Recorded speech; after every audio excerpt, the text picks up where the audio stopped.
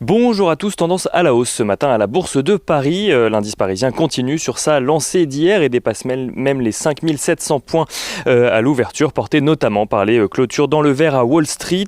Le Dow Jones était notamment porté par les anticipations de nouvelles mesures de soutien à l'économie américaine, tandis que le Nasdaq a tout simplement inscrit un nouveau record à 13 000 points.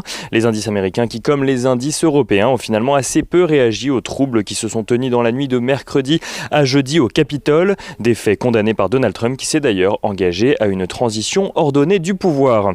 La tendance est également portée par les bonnes performances des marchés en Asie. Le MSCI Asie-Pacifique inscrivant un nouveau pic historique alors que le Nikkei retrouve un niveau qu'il n'avait pas connu depuis près de 30 ans. L'apparition de souches variantes du virus ne devrait pas inquiéter plus que ça les investisseurs alors qu'une étude relayée par CNBC estime que le vaccin développé par Pfizer et BioNTech est également efficace contre ces nouvelles souches hautement contagieuses.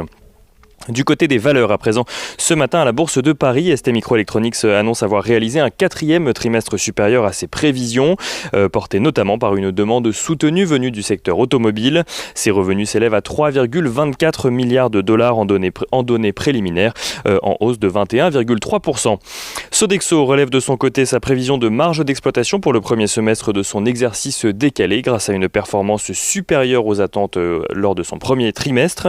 Et Trigano qui annonce de son côté une croissance de 29% de son chiffre d'affaires au premier trimestre. À noter également que Washington a finalement décidé de revenir en arrière sur la mise en place de droits de douane sur les produits de luxe français, une annonce qui devrait bénéficier aujourd'hui aux valeurs du luxe donc françaises. Et on fait un rapide tour du côté des matières premières ce matin, le pétrole qui s'échange au-dessus des 54,5 dollars le baril de Brent, tandis que l'once d'or s'échange au-dessus des 1880 dollars sur le marché d'échange. L'euro-dollar est ce matin aux alentours de 1,22 $ pour 1 euro.